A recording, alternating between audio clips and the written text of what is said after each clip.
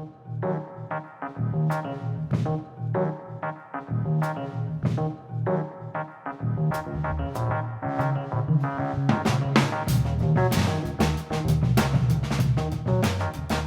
everyone, and welcome to Carpet City Cinema, a Gila Films podcast. I'm David Weaver. A lot to discuss in this episode, and just wanted to start off by sharing the good news that The Last Frankenstein is now available on iTunes to rent or to purchase, which is a really great opportunity, again, for us. That's like a higher profile platform, so we can then bring a lot more eyes onto our fan base. Onto our project, and hopefully expand the fan base. So really excited about that. One of the last of the kind of like the major platforms that I was hoping to get into. Of course, it'd be great if we were ever picked up by Shudder. Don't know that that'll ever happen. Still that's a target for us, but definitely great news that the film is now available in iTunes Store. So check that out. Spread the news.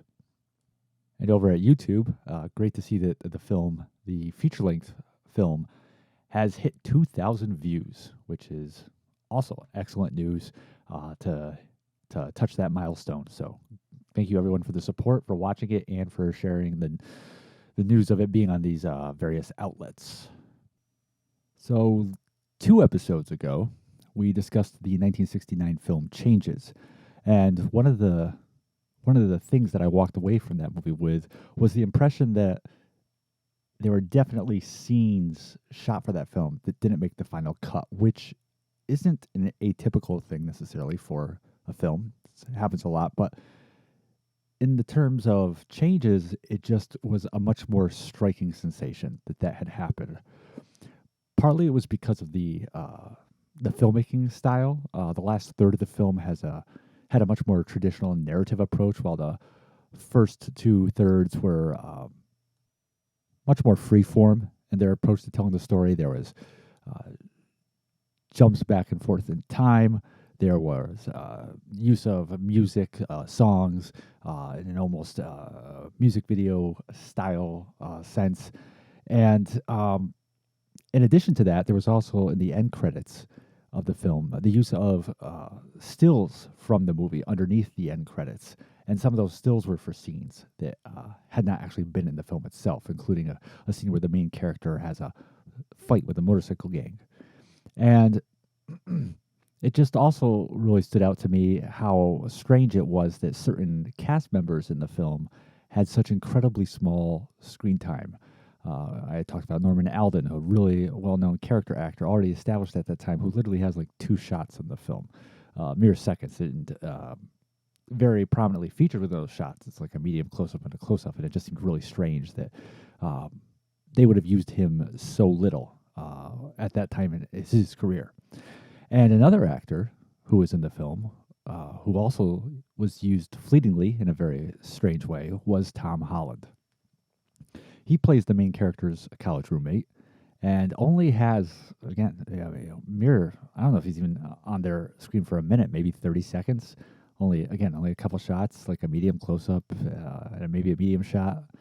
And he's built pretty prominently in the end credits of the film for someone who, if that was their intention all along, that he have just such a small part, that he would have been built so high. Well, Tom Holland, as you may or may not know, we did talk about this last week. Tom Holland transitioned out of acting, first to screenwriting and eventually to directing, and is a very well-known name to fans of horror and genre cinema. As a writer, he penned the scripts to Psycho 2 with Anthony Perkins and the 1984 cult classic video game-based movie Cloak and Dagger, and then followed up that by directing 2 of the more iconic horror films of the 1980s, Fright Night and Child's Play.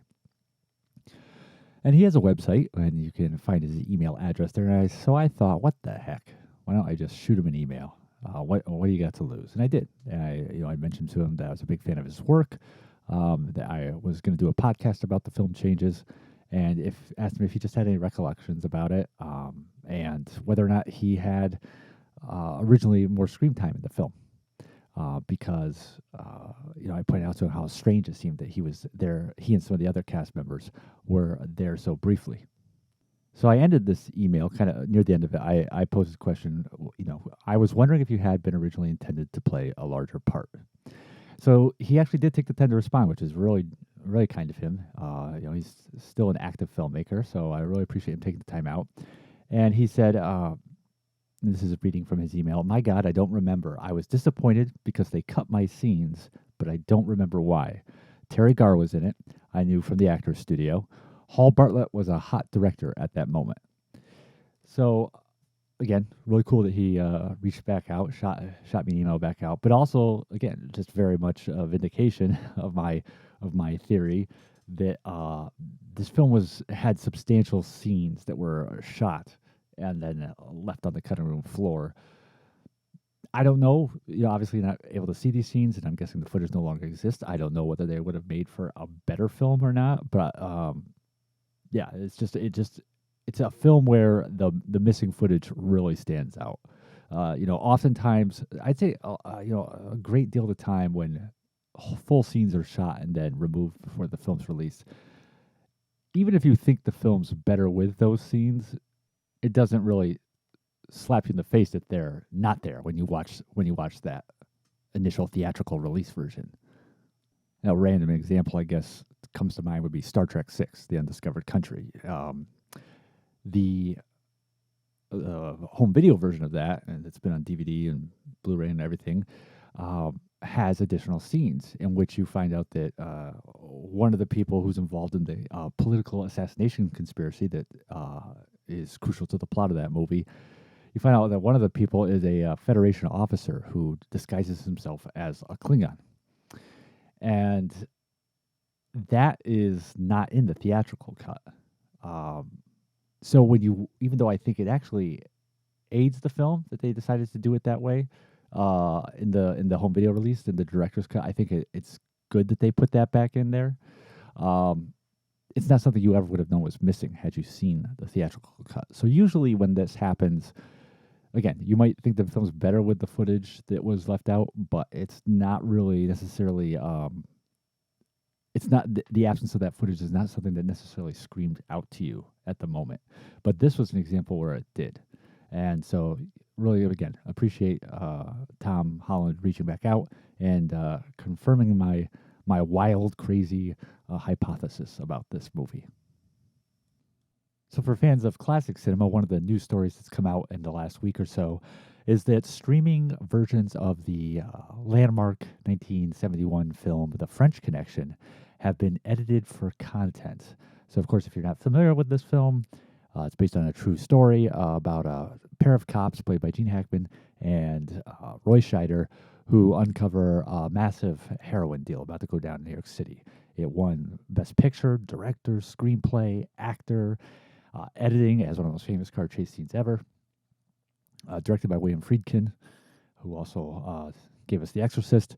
And there's a scene in the film where Hackman and Scheider's characters, Popeye Doyle and Cloudy, are having a conversation after having just arrested a black suspect, who, in the process of arresting them, Roy Scheider's character received a minor injury, a knife injury. And in describing the suspect, Popeye Doyle uses the N-word.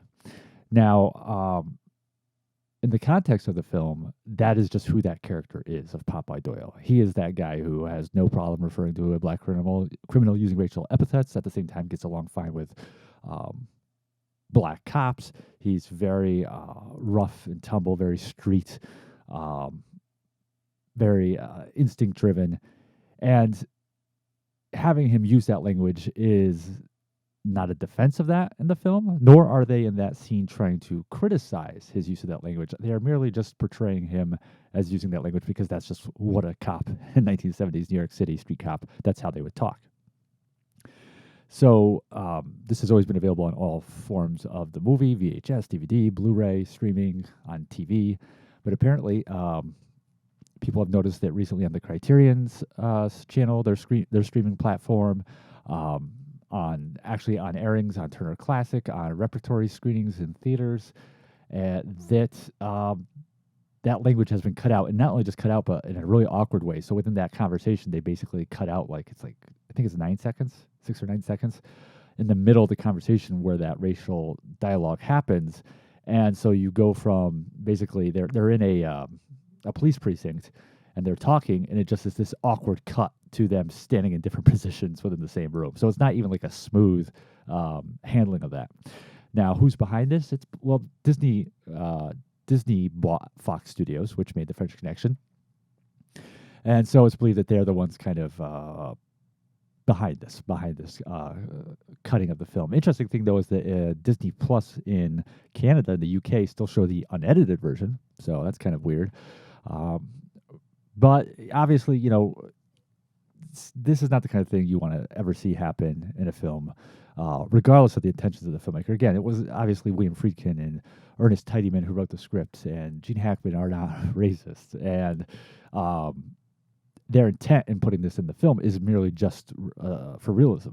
Again, it's not to be racist, nor did they feel the need to criticize this part of Gene Hackman's character. It's merely reality driven. And so, on a couple reasons, it's wrong to remove this. First off, it's wrong to remove it because, again, it just ignores the whole context of the use of that language. When this scene actually came out during the film's original theatrical release, there were black audience members who would cheer that scene, that specific scene, because they saw it as finally acknowledging that this happened, that cops in New York City or anywhere really at that time behaved like this. And so they were, glad to see that wasn't just something that was just glossed over or that sanitized. I think that now it's unfortunate that we can't, that there's a sense within the entertainment industry, in certain parts of the entertainment industry, that you can't present certain types of ugliness in the world and certain types of immorality. Obviously it is kind of controversial these days still to use racial epithets in film, even when you're not defending it, obviously, even when you're just trying to show the reality of a certain situation or a certain time period. Or if you do have that language being used, there's a sense that you need to have whoever used that language be criticized right away in the film. The film needs to have an actual stance, a very easily recognizable stance that the characters within that film are going to criticize that kind of behavior and not tolerate it. So the kind of non-judgmental approach of a film like The French Connection is looked at with disapproval. I personally love this about the 70s. This is one of the things I love about filmmaking of this time period, is that the approach was often driven by a sense of what is reality, what's most realistic. And what they did is back in the 70s, they created all these characters who were so incredibly well-defined and so incredibly three-dimensional. Like Popeye Doyle, like the character that Gene Hackman plays in this movie, who's a character that is so incredibly detailed that you know this person in real life. You know you've probably encountered someone like this or someone of this personality type. And they take that character who's so well-defined, and then they construct a narrative that drives the story. In this case, the drug bust of The French Connection. And so then once they have this very well-defined character and this very well-defined situation, they just put the two together. They stick that character into that situation, and then they just let it play out as it realistically would. Dirty Harry, is another example. You have this cop who's fed up with the restrictions of the law, played by Clint Eastwood, and then you have the situation with this serial killer on the loose who's able to hide behind the law in order to evade responsibility. They put those two things together, and they let it play out as it naturally would, and they do so without judgment. They do so without feeling the need to necessarily, come right out and say, oh, it's really bad that Popeye Doyle just swore, that he just did this other thing in the movie. There's other things that he does in the movie that aren't even racially related that have serious consequences. And it's not that the filmmakers or the actors, support this kind of behavior. It's just that there is no need, they feel, to preach. If you can observe this behavior and come away with your own judgment on it. It's not necessary for this judgment on it to be force-fed. And I think that's some of the best type of storytelling. It's how I personally Last Frankenstein was, obviously I don't agree with a lot of the actions that Jason Frankenstein, the main character, engages in, but I'm also not judging him. I'm not criticizing. I'm just letting the story play out. So it's unfortunate to see Disney, presuming it is the House of Mouse, that's the actual ones who made this decision, to cut this footage out without any awareness of the context. But I also think it's wrong on any level. So, like, if this was footage from a movie that was driven by racism or racial insensitivity, I still would have a problem with it being cut out, because I don't think it serves any purpose to hide that or hide the fact that that happened from the populace. So obviously, great examples would be pretty much any depiction of a black character in American cinema prior to World War II. They were just probably like what 95, probably 98% of that is racist, whether it's to the far extremes of The Birth of a Nation, D.W. Griffith's classic silent movie, with white actors in blackface and these very grotesque caricatures of black people and their behavior, or it's just something as more innocuous but still wrong as the stereotypes portrayals of black characters, black servants, black waiters, black bellboys on trains by people like Mantan Moreland or Stepin Fetchit. That is content that shouldn't be censored or removed either, even though it is the result of inappropriate, racially driven decisions by the people who made those movies. Removing that content, it's like denying that it happened. But it did happen. I mean, racism, unfortunately, still happens on a huge level today and still does, to a degree, influence the arts. But obviously, back then, it was a lot more prominent. It happened. It shouldn't be something that we denied happening, which is essentially kind of what censorship does. It's almost like we're pretending it was never there.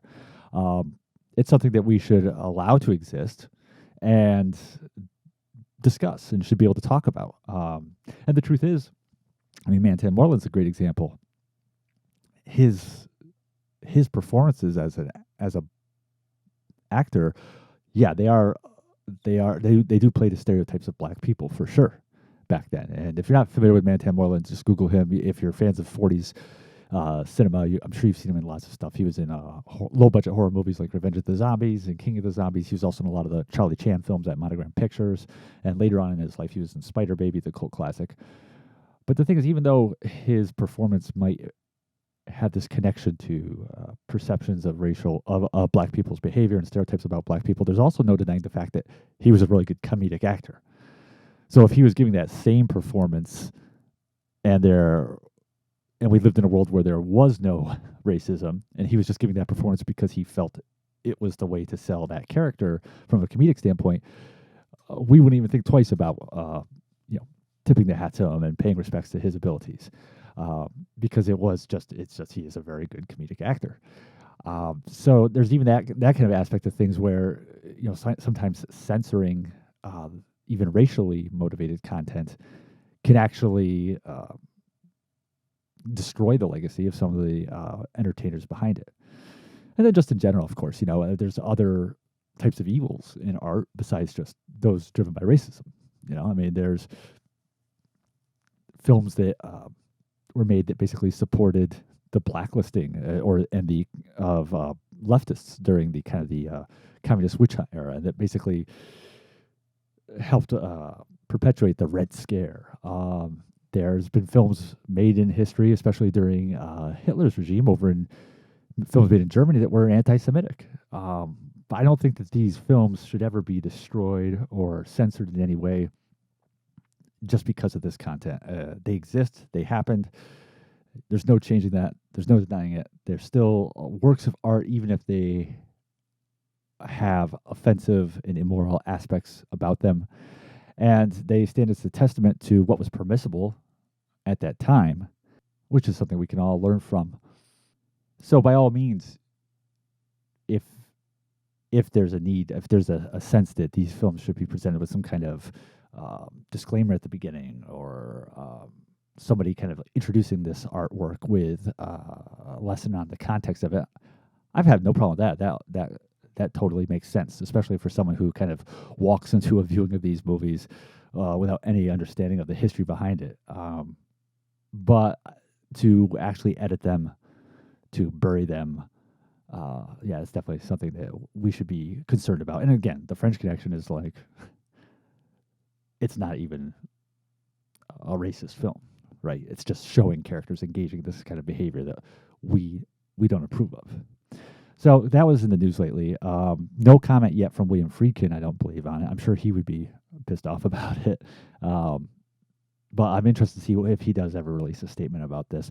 And for, of course, fans of physical media like myself, we have the unedited Blu-ray copies to rely on until maybe this gets sorted out down the road. But definitely something I wanted to comment on because it did get a lot of attention recently. So we did have a couple passings recently, more than just a couple, but the two that I really especially wanted to touch upon. The first was actor Barry Newman, who left us age 92 on May 11th. Newman's really known for, above all his work, for two characters that he brought to life. The most iconic of these is Kowalski, the main character of the 1971 film Vanishing Point, which is this, amazing movie in which he plays a former cop who transports cars, drives them from one location to another, and he has to bring a white 1970 Dodge Challenger from Denver to San Francisco. And the film starts out on a Friday night, and he has to have the car there by Monday. And he basically is like, I can have it there by Sunday. And he's just going to do pills and uppers and so he can stay awake and drive really fast. And along the way, as he's making this trip, he's meeting different characters, and we're seeing flashbacks into his life, what brought him to where he is now. The film is just an amazing piece of existential work. It's just this deep dive into this character, his attitudes, his mindset, his persona, and the idea of it as a car movie. That's really just the skeleton. That's really what provides the framework upon which to build this character study. Of course, there's nothing wrong with a good car movie, but this is something that goes beyond that into just a complete character portrayal. And the film, when it initially came out, wasn't that successful in the States, was more successful abroad, but has gone on to have this huge cult reputation. And it really is an excellent film, one of my favorites from that era. Such an incredible portrait of a character who basically can only exist in our world by kind of creating this existence within existence where he's just constantly racing, driving, existing at this high rate of speed. Amazing film. Definitely check it out. But the other character that Newman is known for bringing to life is that of Anthony Petruccelli, lawyer Anthony Petruccelli. And that character made its appearance first in a 1970 film called Lawyer, which was the first starring role. Not the first movie Newman was in, but it was his first starring role. And that film was based on the Dr. Sam Shepard murder case, which also served as the inspiration for the Fugitive TV series. And Petruccelli is this Boston-born, Harvard-educated attorney who's now in the American Southwest, Italian-American, there with his wife, played by the wonderful Diana Muldaur, and he has to defend a doctor accused of murdering his wife. And helping him out is a private investigator named Charlie, played by Ken Swafford. And the film was successful enough that it eventually led to a TV show called Petruccelli, which ran from 1974 to 1976, 2 seasons. In that show, the role of his wife was now played by Susan Howard, and her name was changed from Ruth to Maggie. And Howard actually won an Emmy for her work on the show. And the investigative assistant, that character's name was changed to Pete Ritter, and was played by the great character actor Albert Salmi. And Newman himself did earn an Emmy nomination for the show. Now, the conceit of the show, one of the built-in kind of mechanisms of it, was that the crime, which I believe was always murder. I think he was always defending murder suspects. Because I did see this entire series. The premise of the show was that you'd see the crime enacted multiple ways throughout the episode. You'd see it from the viewpoint of how the cops / district attorney believed it happened, which of course involved Petrocelli's client committing the act. You'd see Petrocelli's viewpoint on it. He would sometimes to the jury or however lay out his theory on how the crime happened, and that was kind of the gimmick, I guess, for lack of a better word, of the show. Like I said, I watched this entire series, and I've seen the film The Lawyer. Now, the original film, we kind of talked about that a week or two ago because Imprint Films out of Australia is releasing a box set of Blu-rays of the works of director Sidney J. Furie. And in it is included The Lawyer, which Furie directed. And this is going to mark the first disc-based physical media release this film's ever had. When I watched it, I had to rent it off like YouTube. Paramount owns this movie, and all they had on YouTube was like a really old, not even in the right aspect ratio, like VHS tape master kind of thing going on. So I'm definitely interested in going back to that to get that box set and review that in the right aspect ratio in high def. The movie was enjoyable. The show, I mean, I had a good time, I guess, watching it, but it's not. I can't say it's actually a good show. It was put out on DVD by Visual Entertainment Inc. They put out the whole series, and to kind of look at the problems I have with the show, a good thing to do is to compare it to what I consider one of my all-time favorite shows, and definitely the best legal show I've ever seen, which is the original Perry Mason. Now, the original Perry Mason with Raymond Burr, it had its own kind of gimmick or conceit, which is that at the end of the episode, famously, the person who actually has committed the crime that Perry Mason's client is accused of, that person, the real actual criminal, will have this like breakdown and confess to the crime, admit to it usually, and it'll oftentimes be on the actual witness stand. Now, it's unrealistic, obviously, completely most of the time when this happens, because if they just didn't say anything, they could probably still get away with it in most circumstances, or at the very least, they plead the fifth. Yeah, they're going to completely give all the details out on the stand without any legal protection. It's ridiculous. But the thing about Perry Mason is the people who made that show understood that.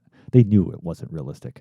It was a storytelling device because they packed so much meat into each of those hour-long episodes, so much story, and so many twists into those narratives that they just knew, there wasn't enough time at the end to really kind of go through what would be a time-consuming process of actually having the true criminal be confronted and then suspected of actually having committed the crime, and then maybe they'd have to be put on trial to actually get to the point where you could have closure on the story, and you know that not only was Perry Mason's client acquitted, but also the actual criminal was found and held accountable.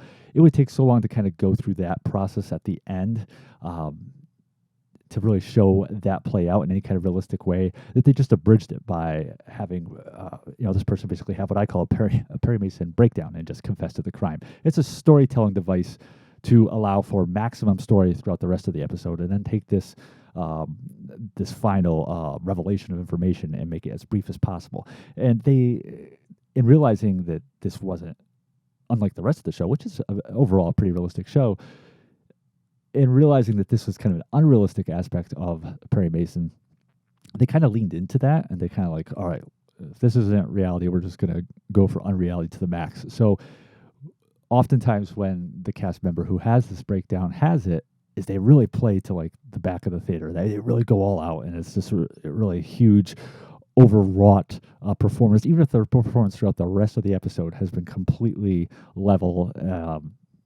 it doesn't matter. They're going to just have this great 200% nervous breakdown practically on the stand, and it just makes it incredibly entertaining to watch that happen.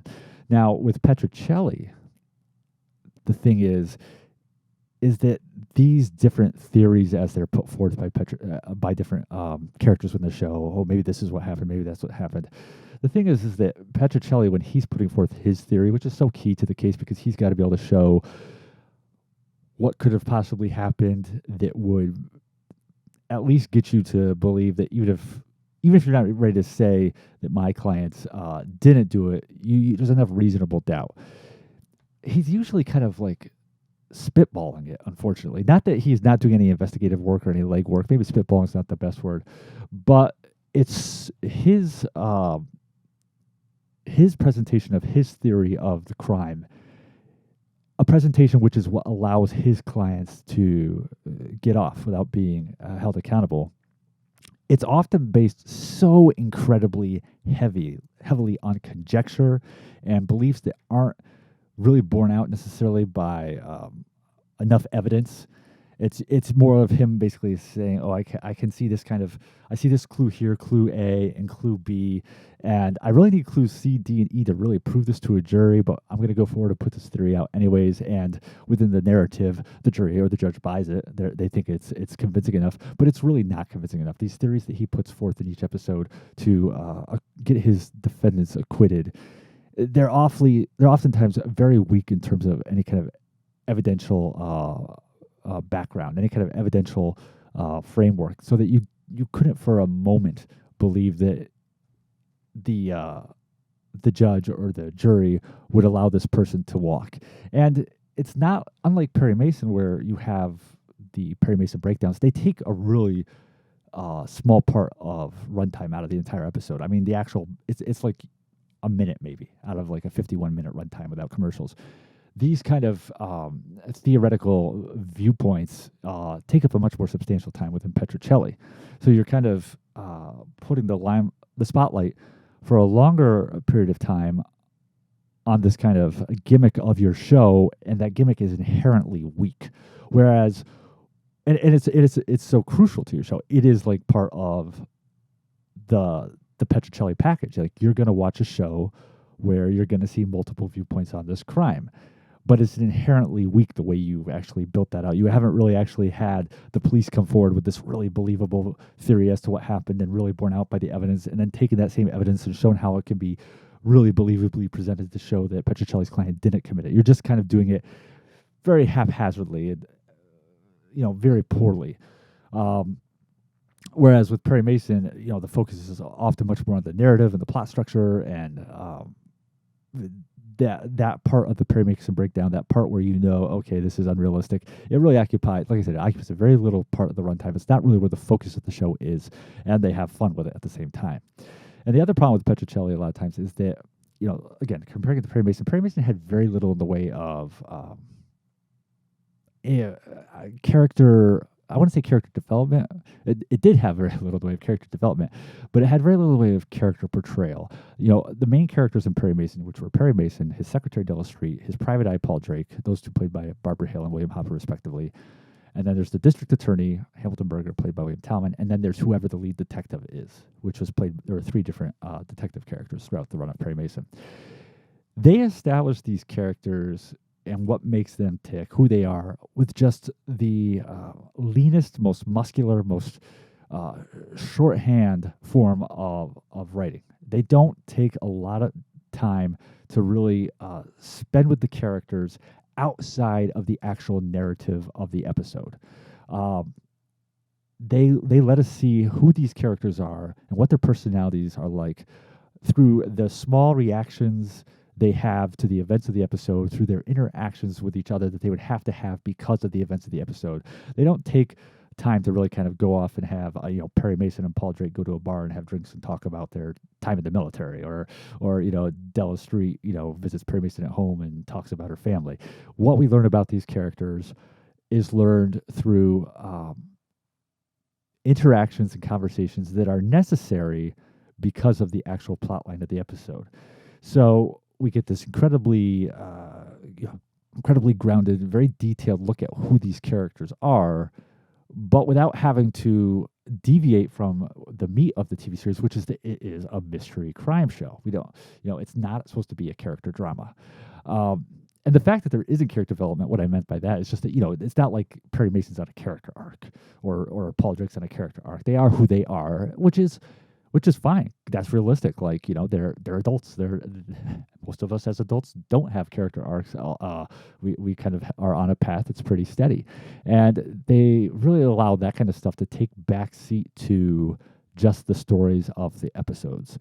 And because they're devoting so much time in Perry Mason to the mystery itself, to the crime, it's just like I said, there's so much meat in those episodes from a narrative viewpoint. Now, Petrocelli, by comparison, does get more often more into kind of like interaction between Petrocelli and his wife, romantic banter, them talking about trying to have kids, stuff going on with Pete, their private detective. And it's not that that's wrong to do that, but it's just not terribly interesting. It's kind of very repetitive.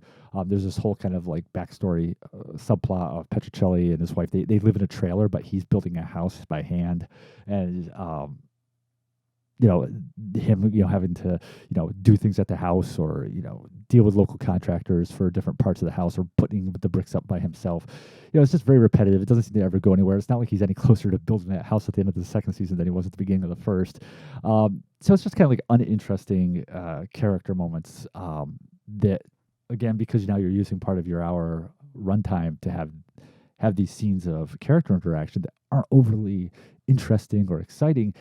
You're also just taking away from time that could have been better spent on putting more meat on the bones of your mystery. Maybe if Petrocelli had taken some more time away from those kind of character interactions between Petrocelli and his wife, or Petrocelli and his private investigator, they could have built out the mystery better, so that these kind of theories that Petrocelli puts forth in court seem more believable and seem more realistic. And it seemed like they kind of were starting to realize the problems of the show near the end of it, because if you like the last few episodes of the second season, maybe it's like 4 or 5 episodes, they kind of even started to get away from that format. There's like one episode where it's more, there's a couple of them actually, which are more like just like suspense, where like Petrocelli's wife is being held hostage, or Petrocelli finds himself in the desert in one episode with a criminal. But whatever changes they made was not enough to renew for a third season. Now, again, I'm not gonna say it's a good show, but it still does have its merits. A lot of great guest actors popping up on it: Joanna Moore, Dewey Martin, John Ritter, Scatman Crothers is in an episode. And the other thing that's really interesting about it is they filmed it on location down in the Southwest. They filmed it on location in Arizona. So it's not them trying to recreate Arizona by way of the California deserts. And even though you might think, oh, all deserts the same. No, it definitely has its own distinct look to it. They're filming on location at real towns and outside real, municipal buildings. And so it's a really interesting peek into this part of America, the American Southwest during the 1970s. They're also using a lot of local actors for supporting roles. You see them pop up multiple times throughout the episode, actors who you might not see a lot in other things from that time period, because they were based in Arizona versus like LA or New York City. So I think that's kind of one of the strong points of the show. Is this kind of like look at Arizona during this time. But Newman's good. I love the guy, and he did, in addition to Petrocelli, the show, and Vanishing Point, he did headline several other films throughout the 70s. Fear is the Key, The Salzburg Connection, City on Fire. Wasn't really able though to develop that into a career as a successful career as a big leading man. He really wasn't. And he kind of, as he got into the 80s, was more of a supporting actor and stuff. Still popped up in good films. He was in Daylight, which I really liked, the Stallone movie. Famously was in The Limey, Steven Soderbergh's movie, which made a point of casting a lot of actors from the 60s and 70s in it. Peter Fonda was in it, Joe D'Alessandro, Leslie Ann Warren, and Newman had a really good role in that. So, yeah, a great career. Definitely, like I said, he left behind these 2 iconic roles, and sorry to see him move on. The other person who passed away was Noreen Nash, age 99. And she has a very special place in my heart. So she was a starlet, started out in the early 40s. She was an actress originally over at MGM, and really just kind of like these kind of like starlet walk-on parts on films. Some of the movies she appeared in over at MGM included 30 Seconds Over Tokyo. She was in the Esther Williams movie Bathing Beauty. She was in Girl Crazy with Mickey Rooney and Judy Garland. Again, these are just very small parts. So she left MGM in like the mid-40s and was actually cast in Jean Renoir, the famous French director, one of his, actually probably his most famous film while he was in America, which is The Southerner, and it was which he was nominated for Best Director for, and she had a really key supporting role in that movie, so that really kind of elevated her a bit. And then she continued to show up in films. A lot of B movies. She was definitely a lot of B movies, but she got like lead roles in. She was the Bud Baedeker film noir Assigned to Danger. She's the villainess in The Lone Ranger and the Lost City of Gold, which was the second of the two theatrically released Lone Ranger movies that Clayton Moore was in. She had a small but key supporting role in George Stevens' classic movie Giant with James Dean and Rock Hudson. She plays the movie actress who's friends with Rock Hudson and his family, travels with them. She was in Wake Me When It's Over, the Ernie Kovacs comedy. Also starred on a very short-lived sitcom called The Charles Farrell Show. It only lasted like 11 episodes, and I think she left after like the first half of them. But the thing to me that I always remember her for is her role in a movie called Phantom from Space, which is a 1953 science fiction movie, low budget, directed and produced by W. Lee Wilder, who was a very low budget filmmaker, worked often and did a lot of genre films, horror and science fiction, also did worked in some other areas too. But he was the older brother of Billy Wilder, who, of course, is the multiple Academy Award winning filmmaker, legendary director who did movies like Double Indemnity, The Lost Weekend, The Apartment, Sabrina. And I've always been a fan of W. Lee Wilder's work as a director. I think there's some very interesting things he does in his films. And this is one of the first movies, if not the first movie I saw of his, at least in its entirety. I actually, as a kid, and there's a chain of supermarkets in my area called Price Chopper, and now they're called they're rebranding them. They're calling them Market 32. But when I was a kid, I was like, oh man, I would have been about 9, I think. They had this huge display of VHS tapes at the local Price Chopper, and it was a line of videotapes called Grandpa Presents, and they were put out by a company called Amvest Video, and each tape had an introduction by Al Lewis, Grandpa Munster. And so if you looked at the front cover of these tapes, at the top was Al Lewis on the top over the kind of like clutching the top of the artwork, and it said Grandpa Presents. And my aunt was with me, and she bought me a copy of Phantom from Space. I remember they were like $1.99 each, and this was back in like I said, like 30 years ago. And so I watched Phantom from Space, which Noreen Nash is the leading lady of, I guess you could say. It's kind of like more an ensemble piece among like the 5 or 6 top characters. But because that is kind of like my introduction to W. Lee Wilder, because it's one of the earliest, it was one of the first videotapes I ever got. And because of like just this great memory I have about like this huge display of all these horror and science fiction movies at Price Chopper, it's just such a nostalgic connection I have to that movie. That Noreen Nash has always kind of had this special place in my cinematic heart. But 99 years old, incredible life that she lived. She outlived both her husbands. Her first husband was Lee Siegel, who was the medical director at 20th Century Fox studio and was known as the Doctor to the Stars because obviously he was the doctor for all the 20th Century Fox actors and actresses, and as well as for Daryl F. Zanuck, the head of 20th Century Fox. And after he died, Ms. Nash remarried to James Whitmore, the twice Oscar-nominated actor who's appeared in such films as The Asphalt Jungle, Battleground, The Shawshank Redemption, Them, and then he did predecease her as well. So just definitely a tip of the hat to her. A couple other passings that I'll just touch on real quick. One of them was Jacques Roger.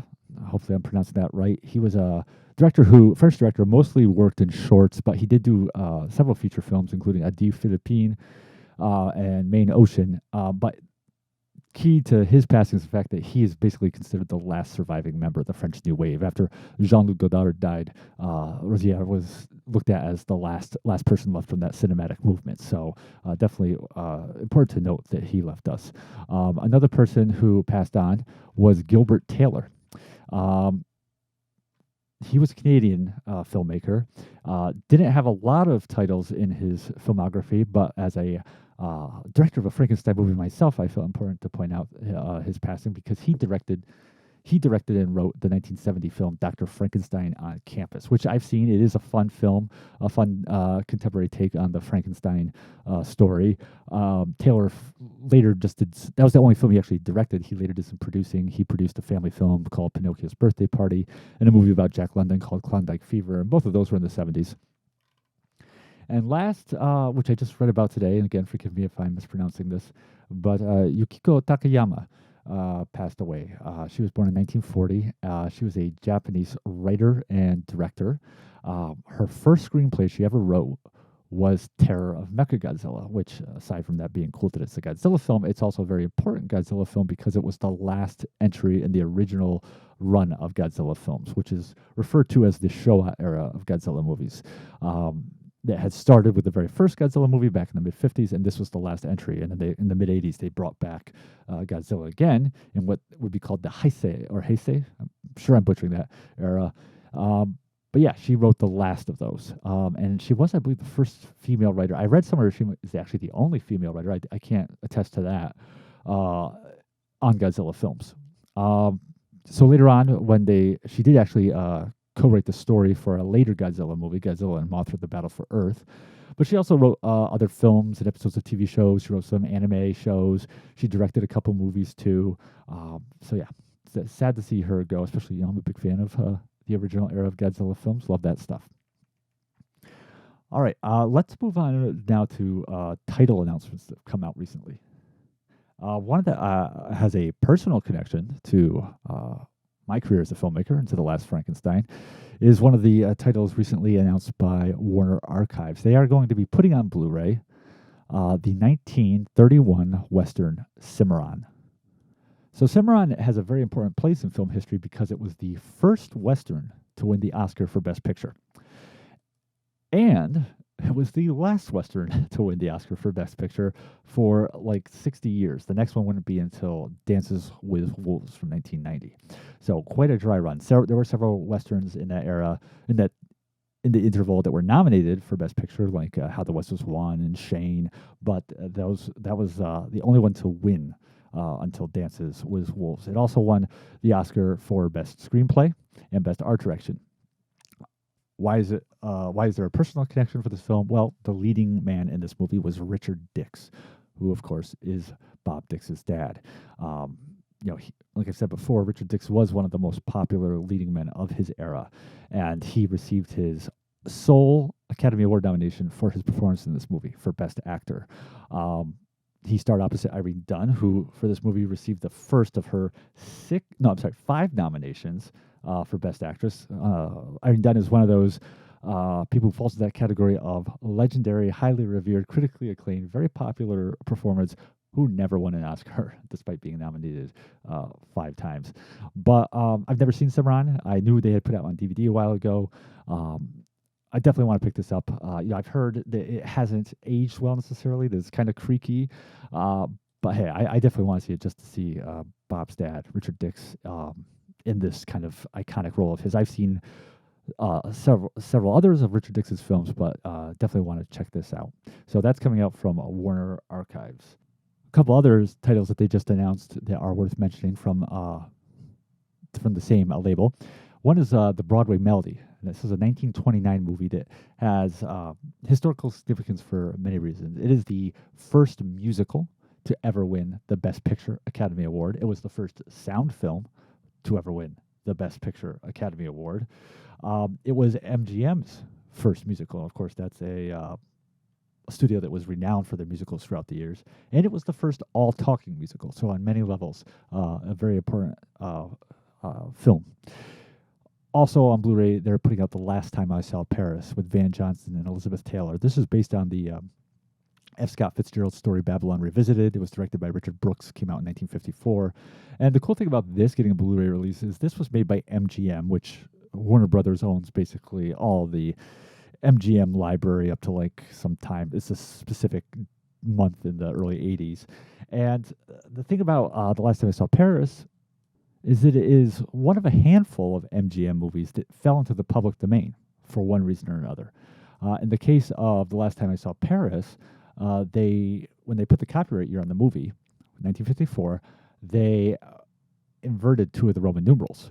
And so it ended up reading 1944, which they were very strict about that kind of thing back at this time. Now that wouldn't now it's so hard for a movie that's released to fall into the public domain unless the actual 95 years or whatever the time limit is has passed. But back in that era, a slight typo could really screw you over for your film's copyright. So the film actually appeared to have a 1944 copyright, which means that the renewal would be 10 years earlier than MGM realized.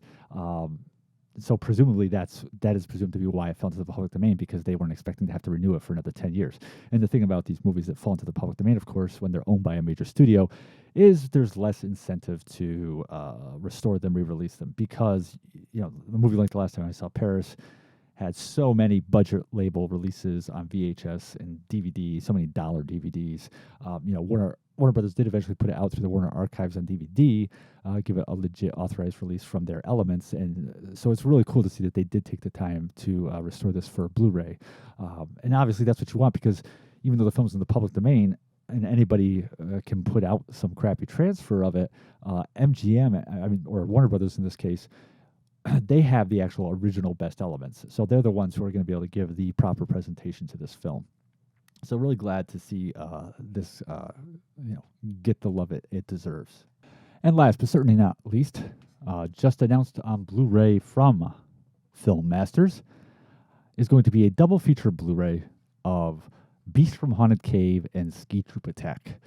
Two movies that came to us by way of Roger Corman. So Film Masters is the same company, we talked about this a few weeks ago, that is putting out a double feature Blu-ray of The Giant Gila Monster and The Killer Shrews. And my understanding is that Film Masters is basically the same thing as the label The Film Detective, which when I saw the Blu-ray artwork and announcement for Gila Monster, I saw the name Film Masters. I didn't even read it properly as Film Masters. In my mind, I translated it as Film Detective, because it looks exactly like the Film Detective Blu-rays of these kind of 1950s and 60s cult films that had been coming out recently. Film Detective put out just a slew of amazing Blu-rays of movies like The Brain from Planet Eris. They did Ega. They did Giant from the Unknown and Frankenstein's Daughter. And Film Detective, as a physical media label, kind of had a little bit of a rocky start. They put out all these DVDs of public domain titles, and they'd say they're digitally remastered, and they weren't. It was just the same old, kind of crappy transfer. Then they started getting into Blu-rays a little bit, but they were manufactured on demand Blu-rays, BDRs, and they were kind of charging, like $20 each for, stuff that you could make on your computer. They didn't really have any extras. They were still public domain titles. Then they started stepping it up and moved over to press disc releases of these movies with full of bonus features, great restorations. So it was really cool to see this evolution that they had. And of course, they also have a streaming channel. They're on Sling. They have a TV channel as well.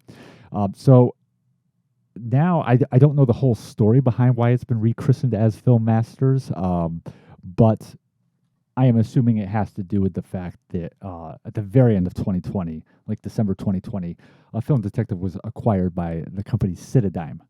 So I believe that this is just kind of a rebranding of the physical media line following that. So the two movies on this release, Beast from Haunted Cave, Ski Troop Attack. What are these movies? These movies were made by the production company The Film Group, which was founded by brothers Roger and Gene Corman. Roger Corman, of course, the legendary exploitation filmmaker, and his brother Gene, who has passed on, Roger is still with us, was also a producer in his own right. And so Beast from Haunted Cave, that came out in 1959. Roger Corman did not direct that. He was just a producer on it. It was directed by Monte Hellman. It was actually Monte Hellman's directorial debut.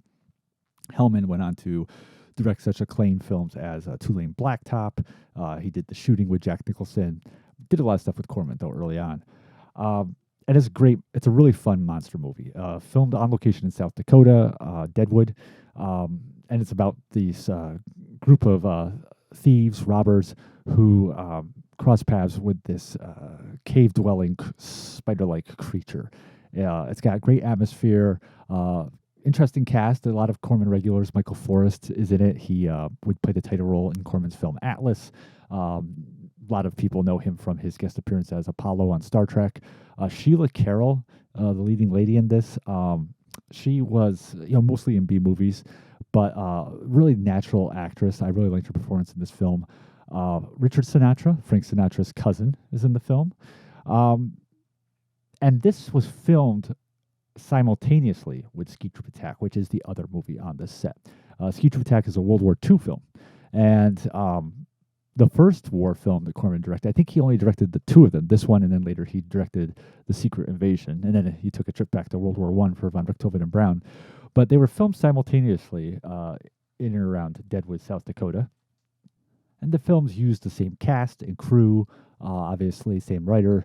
And I've never seen Ski Troop Attack. It's one of the few Corman directed films I haven't seen. Like I said, he did direct this film. This does mark the Blu-ray debut of Ski Troop Attack, which I don't think ever really even had a solid DVD release.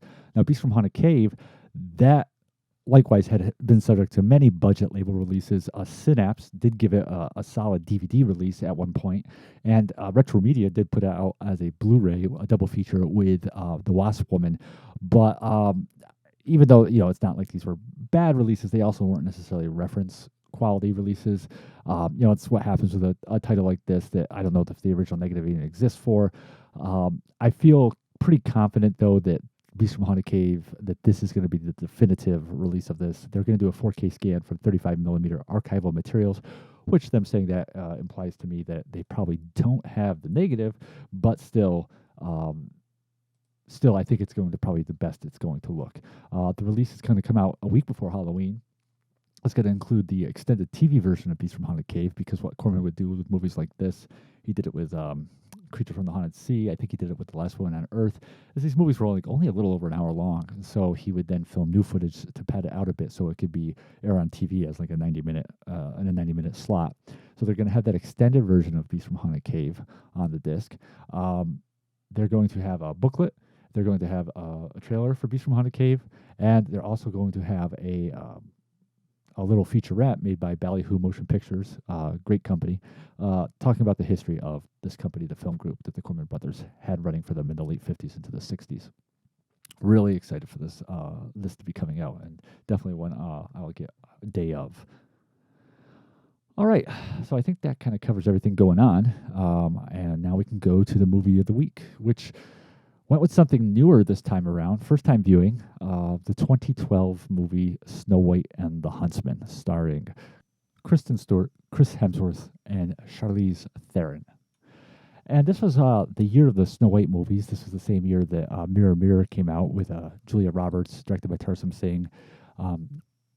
That had kind of, I have not seen that film, but it basically had a more lighthearted, whimsical approach to the story. And whereas Snow White and the Huntsman was supposed to be the grittier, darker, more action-oriented film. So, to go back a little bit, I remember when the Twilight movies came out, I had a friend whose lady was a big fan of them, and I went over to visit him one time, and he insisted that we sit and watch the first film because he hated it so much and because he hated having to watch these movies. And I did, and it's not the worst movie ever made, but it also just was not at all a good movie, I thought. The story was very cliched, and I really thought that Kristen Stewart's performance was really bad, as it's been kind of ridiculed so often since then, of all the deliberate stuttering, stammering that she does throughout the film. So the last thing I was expecting was to really kind of want to dive into one of her movies, not because you should judge someone by that one performance, but also just like a lot of her subsequent work wasn't really interesting me that she did. But then I remember when the trailer for this came out, so flash forward to 2012, and I actually thought that the trailer had some really nice visuals in it and some interesting things going on. And I've always been a fan of Charlize. And this was Chris Hemsworth, of course, just on the rise after Thor, and I kind of liked what he'd been doing. And I love a really appropriately dark rendering of one of the Grimm fairy tales, because those original fairy tales that were retold by Jacob and Wilhelm Grimm were very dark in nature. This looked like it had some of that edge to it. But for one reason or another, I never just got around to seeing it after it came out, until the 4K went on sale a couple weeks ago for like $15 or less, and I picked it up and watched it. And again, I'm not going to say, oh, that was such a good movie, but it wasn't too shabby either. It had it's a very admirable take on the tale. Starts out the classic story. Snow White is born to a king and a queen. She's the fairest in the land. Her mother passes away, and her father remarries to in this film a woman named Ravenna, who he rescues. She's being held captive by a phantom army that his soldiers defeat, and he's unaware that she's actually an evil sorceress who has been plotting this all along, and ends up murdering him and installing herself as the ruler with the assistance of her brother, a character named Finn, played by Sam Spruill. And her sorcery comes at a cost, though. It basically like ages her. So of course to stay young, she drains the life force from younger women. So now she's in charge of the kingdom. She has Snow White imprisoned, and becomes, of course, this evil ruler whose wickedness is so bad that it basically plunges the land into darkness. Things do not grow. Life does not flourish under her rule. It becomes a dark land. So we go forward ahead in time to when Snow White comes of the age of being played by Kristen Stewart, and she's able to escape from imprisonment, which is much to the chagrin of Charlize, because through her magic mirror, she has found out that Snow White, being the fairest of them all, if her life force could be drained, Charlize Theron Ravenna would be immortal and would never need to go through this process again. So, because Snow White has escaped into the dark forest, this eerie woodland area where Ravenna has no powers, she has a huntsman found, played by Chris Hemsworth, to track Snow White down and bring her to him, with the promise that if he does this, he being this grieving widower, she will bring his late wife back to life. And as without giving any spoilers away, I don't think it's a huge reveal to say that there is a change of heart on the part of our huntsman, played by Chris Hemsworth, and he ends up allying himself with Snow White in her quest to avenge her father's death and free the kingdom from the rule of Ravenna. One of the things I like about this film is actually what it doesn't do.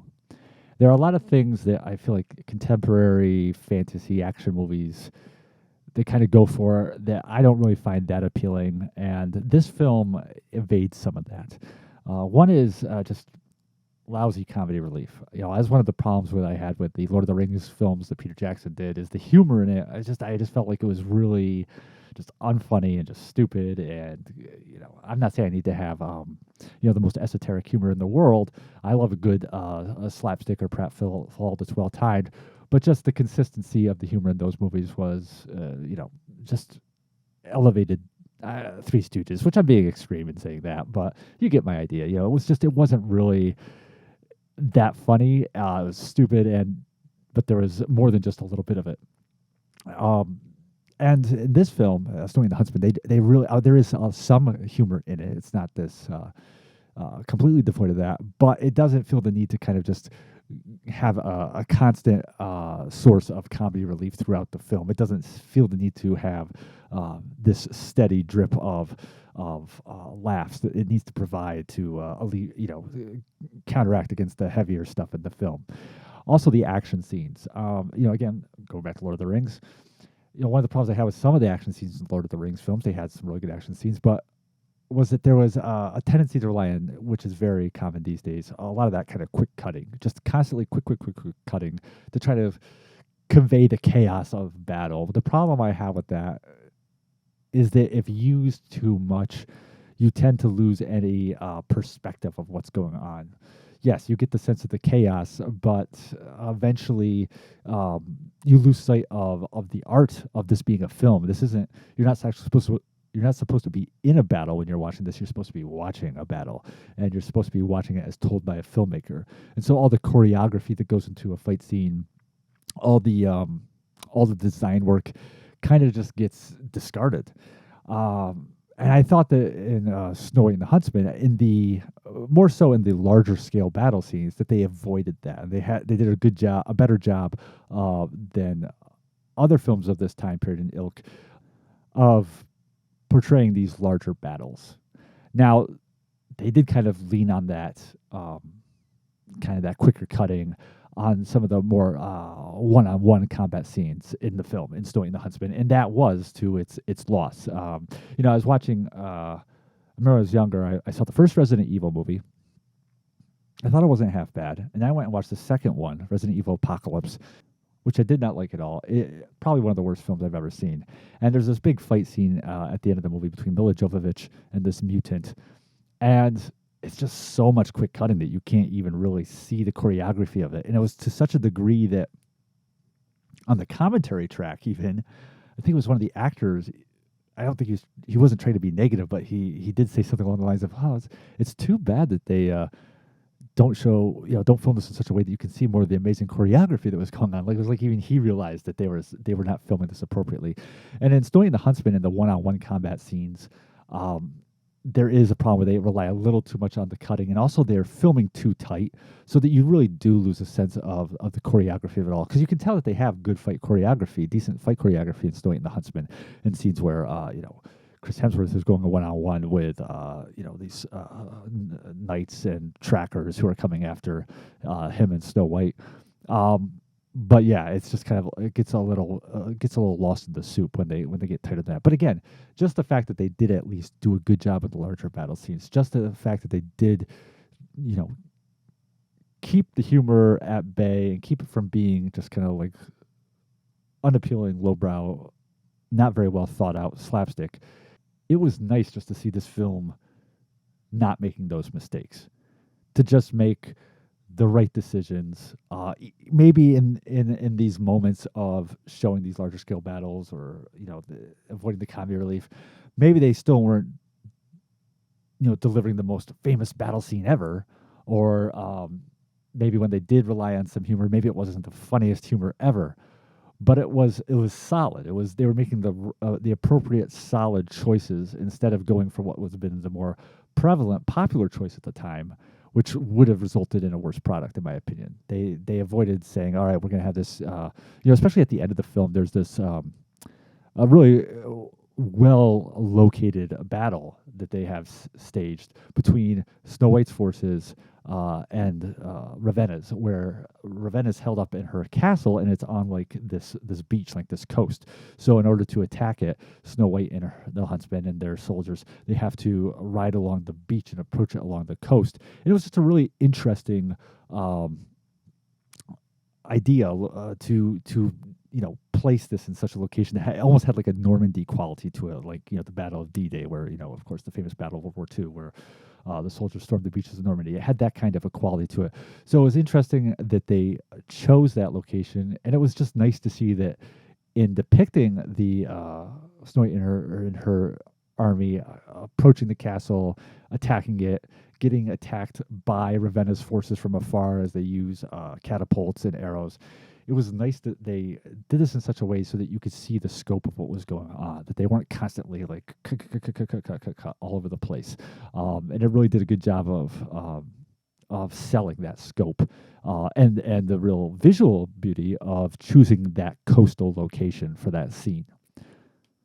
I think the casting in the film was also really well done.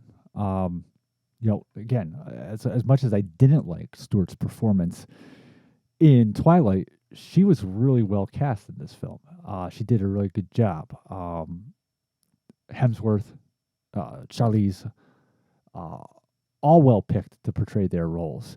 Charlize has a lot of fun with this role. She, this is a very full-blooded performance she gives as this evil sorceress. And the nice thing about it is that it's not a two-dimensional character. It's not just evil incarnate. The idea is that part of the motivation for Ravenna's behavior is her own backstory. The idea that as a child, she was taken captive by invaders, and that she was eventually forced to wed a king whose prior wife was just basically aging out of being beautiful. And she talks in one scene about men, how they take what they want and they throw it away when they're done with it. So it was really nice that they kind of added that into the character. I thought it made for a very interesting backstory. I think to the film's fault, and we'll kind of get a little bit more into this as I talk about the screenplay is that it didn't go more into that. It's like they gave us enough to make sure we knew that this character wasn't just some, black and white villainess, but then they kind of put that back in the after they told us about it, they kind of put it back in the drawer and forgot about it. But she has just a lot of fun with the role.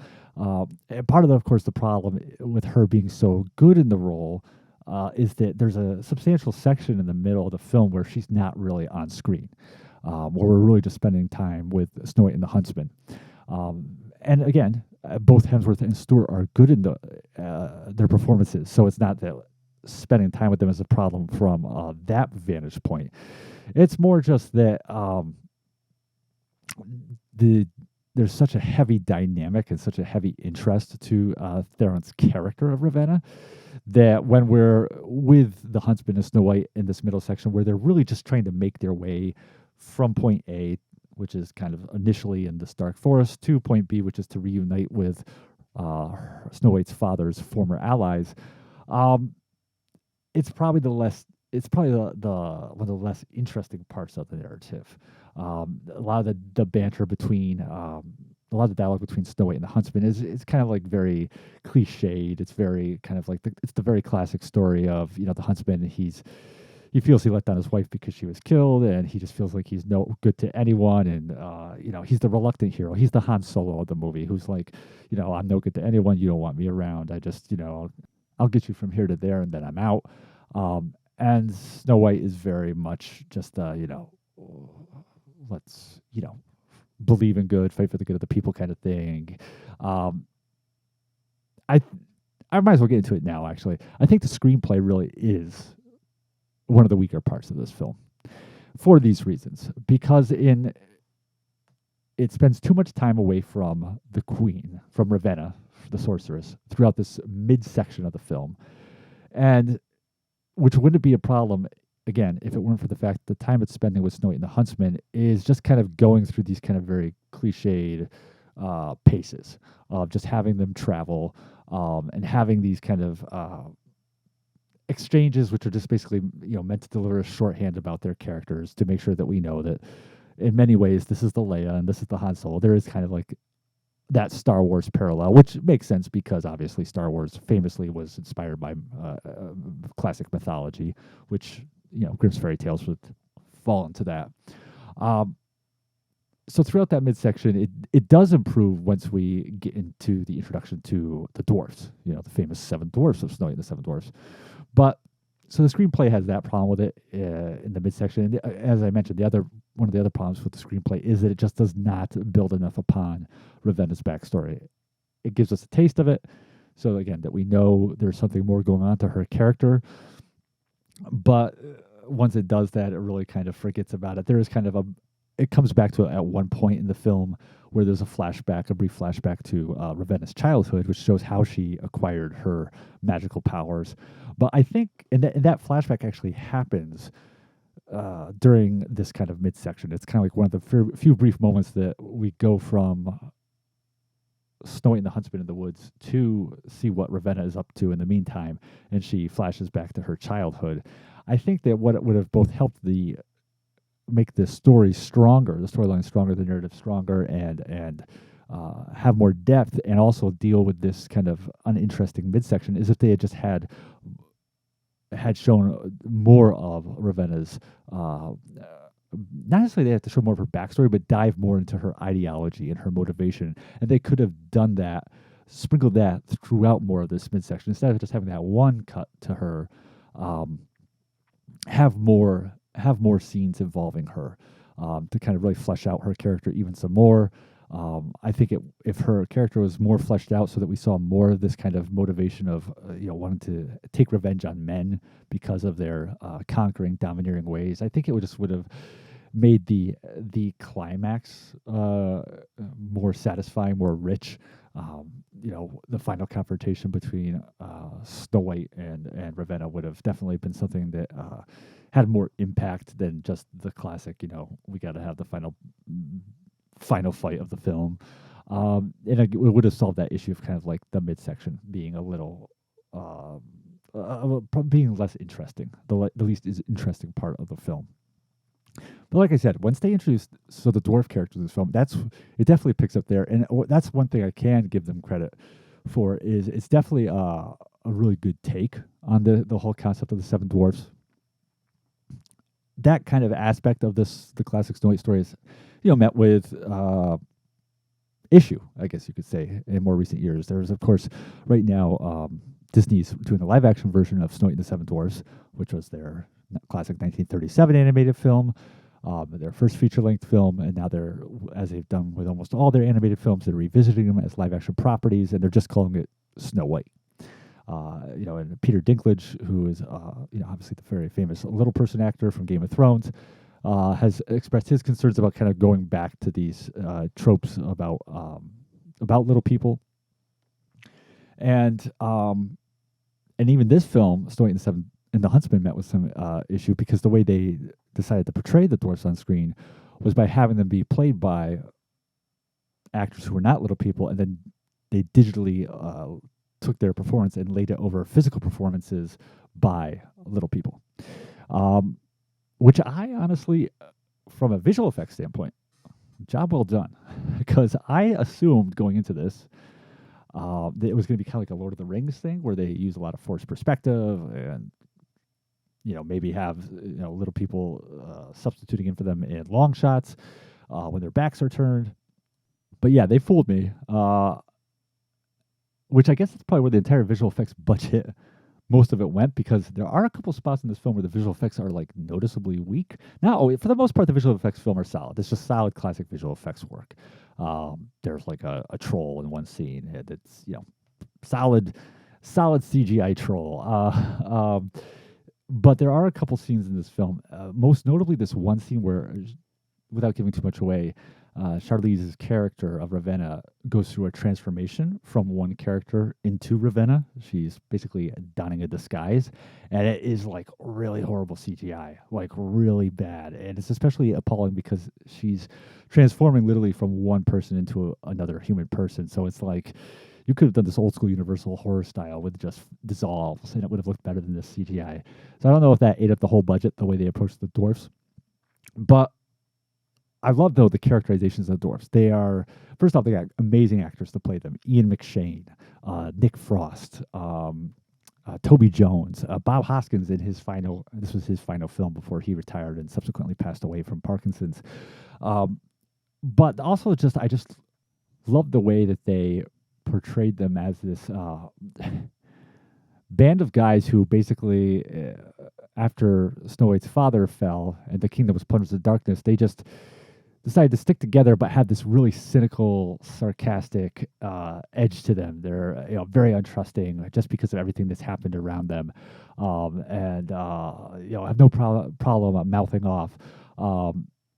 Just a great sense of humor to their personalities, to the edge that they have, and the kind of like the sarcasm and viewpoints that they have, and just like I said, embodied by a phenomenal cast. Ray Winstone's another one of them. But yeah, I met with some controversy because of that choice to basically meld the digitally meld physical performance by little people with these performances by non-little people. I think even like Warwick Davis, another famous little person actor who played Willow and Wicket in the Star Wars movies, had a problem with that. Which I can understand, that you would like to see these characters represented by actual performers who are little people. Though I think that there is something to be said for the fact that in discussing all these kind of issues that people have with the dwarfs and Snow White and the Seven Dwarfs in a modern context, I think it does help to remember, though, that I don't know that dwarfs in this context are of the Brothers Grimm context are meant to be actual like little people in the same sense. For example, I mean, in Grimm's fairy tales and in old mythology, there are many references to giants, Jack and the Giant, for example, and those aren't meant to be actual people suffering from gigantism. There is a this fictional fairy tale aspect to it, where it takes something rooted in real life, that there were people who were, did have gigantism and who were taller, and it takes that and it builds upon it to create this mythological story. And I think that dwarfs and Snow White and the Seven Dwarfs are kind of that that same idea. It's not necessarily that these are meant to be literal people suffering from dwarfism, or that it's more this fantasy take. But flip side of that, of course, that you could also argue again, is that, well, it's still rooted in, even though it's a fictional mythological take on dwarfism or gigantism, it's still rooted in the reality that these people exist. So I can see both points to that. But I did think that just in terms of the characters, the way they developed these characters, the performances, it was always a delight to have them on screen. Just especially like I think Ray Winstone, Ian McShane, and Toby Jones, and Nick Frost. Those four, those were the ones that really I just loved every moment they were on. Great makeup work too. Just the little things they did with like their teeth and their hair and everything. So that was really fascinating to see that. I think that in the end, the film, what it really needed was the runtime was a little over 2 hours, which, because that midsection kind of dragged, there were moments where it felt a little long, which of course a movie that's a little over 2 hours is by no means long. But I think that this film, which I'd look at as a pleasingly acceptable retelling of the story, again, I'm not going to go out there and say, oh, that's such a good movie. But no, it's not too shabby either, I'd say. I think this could have been a really good movie, an awesome movie, if they had just really taken that midsection, devoted it more to playing up the motivations of Ravenna, having a little more time with her, the time we do spend with the Huntsman and Snow White, giving them more to do than just kind of spout this. Again, this is no criticism of the performances, but just, or even specifically the dialogue in terms of it being awkward or unrealistic, but it's just the conversations they're having. The conversations are conversations you've seen in a million films. It's like they just take them out of this drawer of like, bitter anti-hero dialogue. We'll give that to the Huntsman. Fearless leader trying to inspire a rogue. Give that dialogue to Snow White. I think that they just really kind of spend some time to kind of give that more originality, more interest to the conversations that they have. And also another problem I have with that, the writing in this film, is just the ease with which and illogic with which some things happen. So the whole purpose, and then the Huntsman even coming into the storyline again, is because Ravenna's brother and his troops chase Snow White to the Dark Forest. They can't find her there. She gets lost. Ravenna has no powers in that area, so she can't like look into it or do whatever sorceress stuff to find him. So they have to find the Huntsman to track him down. They find the Huntsman, who's getting his ass kicked in basically a tavern fight, and then he goes into the woods, and it's like bing bang boom, he finds her like right away. It's like, was she really that hard to find? I mean, it really stood out. Like the whole idea, like one of the characters in your movie's title is the Huntsman. He's supposed to be a hunter, which implies he's supposed to be the expert tracker. That's why he's being brought in to this narrative, is for his tracking, hunting abilities. And the challenge of him having to find Snow White is like beginner's level, it seems like. Like they go into the woods and it's just like, oh, there she is. Like, did you really need to bring him along? And then compounding that is the fact that after the Huntsman allies himself with Snow White, it's necessary for Finn, Ravenna's brother, to find other people to track them into the Dark Forest. And he seems to do that with a little problem. He finds like this group of like 6 or 10 evil-looking thugs, one of whom is a tracker, to go into the woods after Snow White and the Huntsman. And so it just kind of, then my thought process is, well, if these guys have been around this whole time, this gang of cutthroats who had their own tracker, and they could have tracked Snow White, why did you choose the one guy who was getting his butt kicked by another dude in a drunken tavern fight? I don't know. Was that really what appealed to you about that guy? And actually, there's more than one scene where it seems like the Huntsman is getting too easily getting his ass kicked. There's he has a fight scene with Finn where Finn gets the upper hand multiple times, and Chris Hemsworth is a big dude. So there's little things like that that's just a little sloppy, a little lazy in the writing. and I'm not putting that on any one writer because this is a film that had multiple writers. Evan Dougherty was the original writer on this, and he wrote the script back in like 2003, I guess. Took a while to get it made, but if you look at the credits, the other writers on the film are actually really well known. Hossein Amini, who wrote Drive, the Ryan Gosling film. He's an Academy Award nominated writer. And then John Lee Hancock, he is probably better known now as a director, directed movies like The Blind Side and Saving Mr. Banks. He was another writer on it. So I'm guessing that,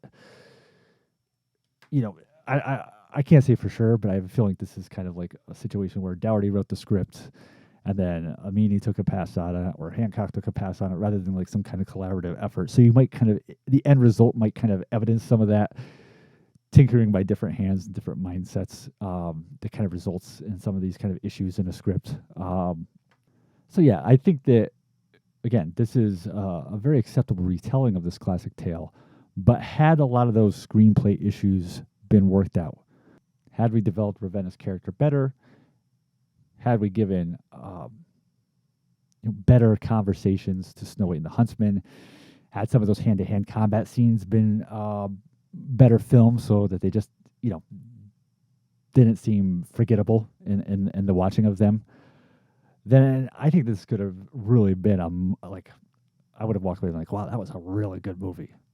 And it's one of those situations where it does enough right that I don't know if there's really much point in redoing it. In other words, like sometimes you watch a movie and you're like, oh man, that was like on fire for like 70% of the time.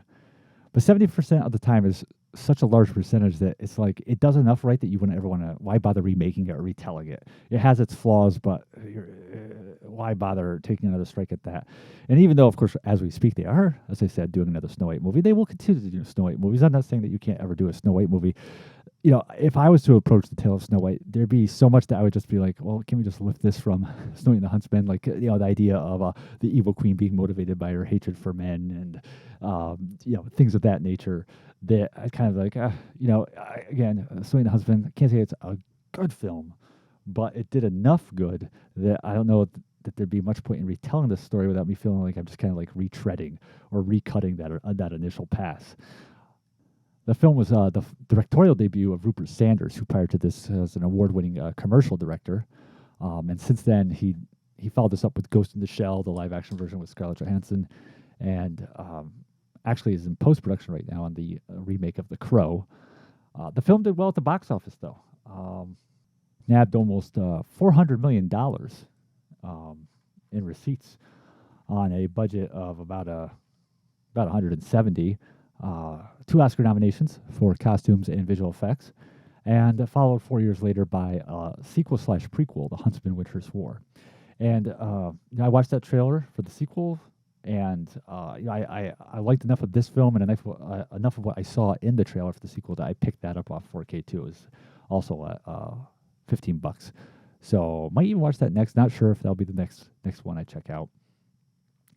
So again, just to kind of sum it all up, this is definitely a film worth checking out.